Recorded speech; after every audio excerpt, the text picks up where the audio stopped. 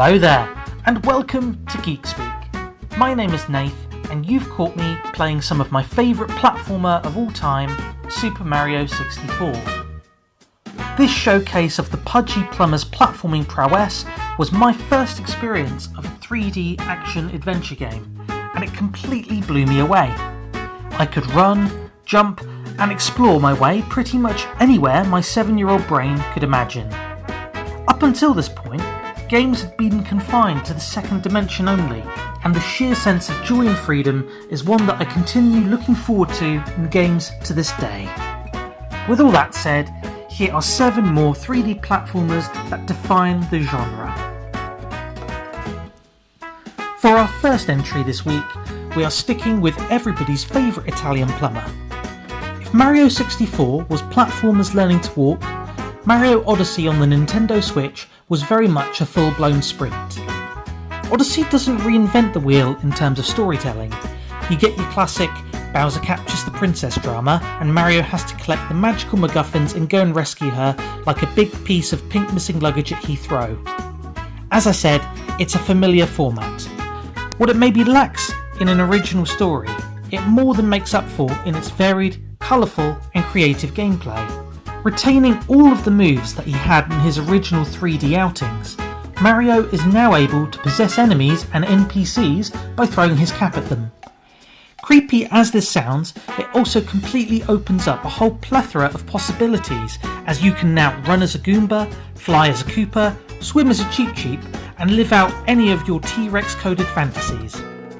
The variety of levels on display here is impressive as you go from kingdom to kingdom collecting power moons across the universe.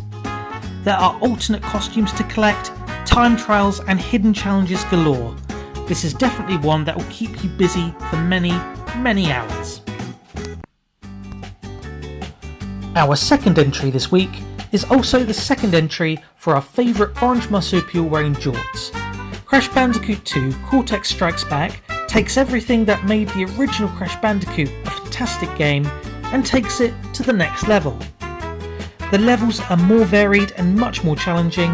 Crash now has additional moves in his set, such as a skid and a body slam, and that crazy Dr. Neo Cortex is even more bat poo crazy than he was last time. If you are playing it as the remastered Insane Trilogy, which I thoroughly recommend, you can also attempt both time trial relics and to play through the game as Crash's sister, Coco Bandicoot. This is Crash Bandicoot, as you know and love him, jumping on boxes, collecting crystals and gems, eating all the Wumpa fruit on the island, and having a jolly good time with those random death animations. Yes, I do find it deeply satisfying that even when I die, I can't stay mad at the game for long, because it's really entertaining to watch Crash being eaten by a large piranha plant which then decides to spit out his sneakers. After Naughty Dog got finished sharpening their platform gaming claws with the incredible Crash Bandicoot trilogy, they then made a second, much less known trilogy called Jak and Daxter. The first entry in this trilogy, the precursor Legacy, is my pick for the best of the lot. Whereas Crash Bandicoot has a linear small hub world and 30 odd levels, Jak and Daxter works as an open world platformer extravaganza with various different areas and biomes to visit. The game flows beautifully, and although Jak's moveset is similar to Crash, as he can do that weird spinny Tasmanian devil type thing, he is also able to harness the magical elemental power of Eco. This adds an extra dimension to all of the various platforming challenges you find around the islands where Jak and Daxter reside. There's an absolute plethora of collectibles here too, as you collect the precursor eggs, power cells, caps, and if you're playing on the PlayStation 3 or 4, tons of creative and challenging trophies, which makes this one of the most satisfying platinum trophies I've ever chased. A long time ago, in a toy box far, far away, long before the Skywalker Saga game came out, there was LEGO Star Wars The Complete Saga. Now, don't get me wrong, I quite like the Skywalker Saga, but it isn't the simple brilliance that The Complete Saga was. Whereas modern LEGO games have fully voice-acted lines and more missions than you can shake a brick at, The Complete Saga opted for the slapstick silent comedy people associate with things such as Wallace and Gromit or Mr. Bean. The levels may not be as expansive as the ones found in the later games, but the OG saga had such creative gameplay, a real love of the Star Wars universe, and the puzzles were brilliantly challenging. Not only this, but the collectibles were aplenty, and the replay value was excellent, because once you beat a level in story mode, you would then unlock free play mode, which allowed you to play as any one of the hundreds of characters from the galaxy far, far away. The Force was most definitely strong with this one. Next up on our list is everyone's favourite purple dragon, Spyro. One of the most recognisable faces of the platforming mascot era, Spyro is a tiny purple dragon with a big attitude and an appetite for dragonflies and gemstones. Unfortunately for our fiery horned protagonist, Nasty Nork has turned all of the dragon elders to stone with his dark magic. So very much in the pattern of platformers for the time, Spyro has to rescue all of the dragon elders and dragon eggs, beat a bunch of bosses, and collect enough gems to make the treasure room from the Desolation of Smaug look like pocket change from down the sofa.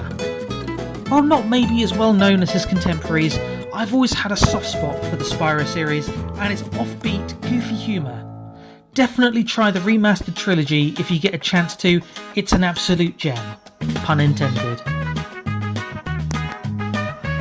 Now, there was absolutely no way I was going to make a list about fantastic platformers without mentioning the blue blur himself, Sonic the Hedgehog.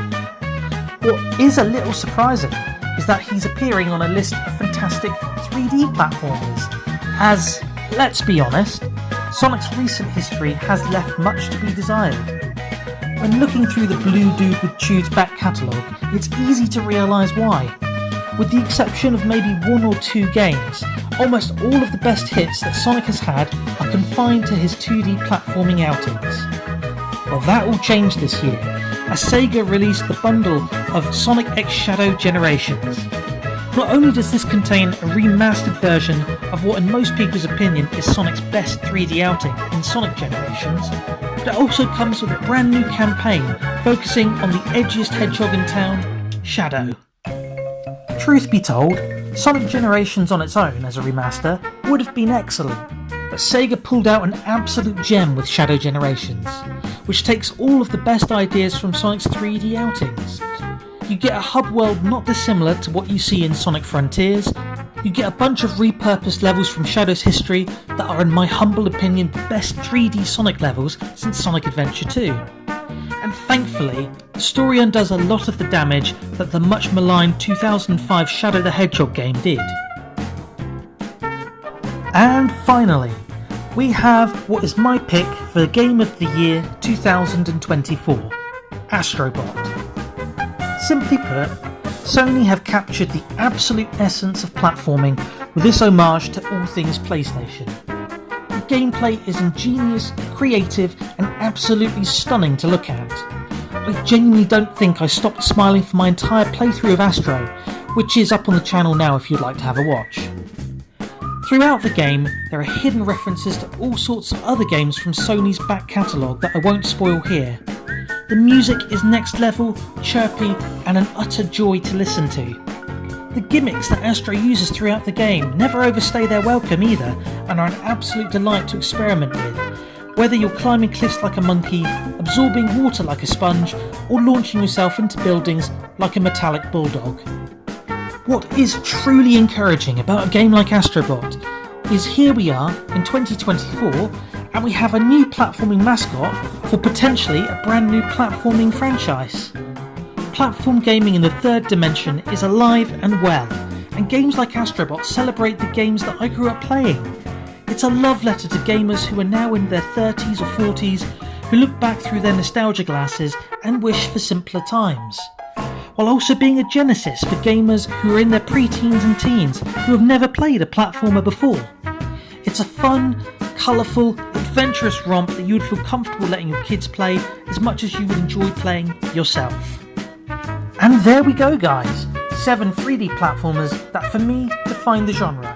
Please do comment what platforms define the genre for you below. And if you do enjoy my content, please do drop a like, a share, a subscribe, or even punch the notification bell and you'll be alerted for whenever I go live with another video. But as always, thank you so much for watching, stay safe, See you bye.